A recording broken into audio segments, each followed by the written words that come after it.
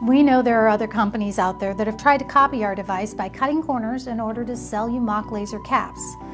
Some of them contain cheap batteries, false lasers, and potentially harmful products.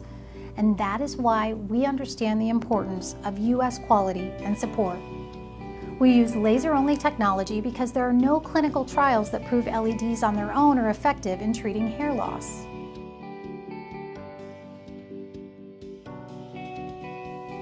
Each patient represents a unique case. Results may vary from patient to patient. Because Capillus laser caps are designed to stimulate the hair follicle, most immediate biological changes occur within the skin, and they're invisible to the naked eye.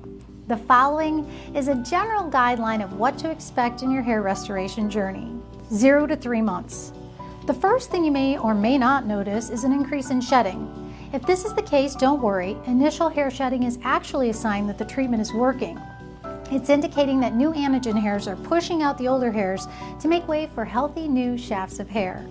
Now, some itchiness might be experienced at this point in the process as the erector pili muscles link to the follicle and it contracts. 3 to 6 months. Next, you'll begin to notice a decrease in hair loss. After the first few weeks of using your device according to the instructions, you may notice that your hair is not shedding as much as previously. Don't be discouraged if you don't see significant change. Keep in mind that preventing progression of hair loss is in itself a success.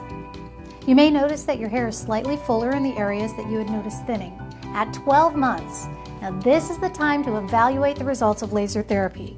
We recommend you take another set of pictures and compare those to the ones you took at the beginning. At 24 months and beyond, this is when you should see the greatest, most impactful results. Expect to see the most you can get from Capillus laser therapy at this point. For as long as you continue to comply with laser therapy, you should maintain a fuller head of hair, and cessation of hair loss should continue.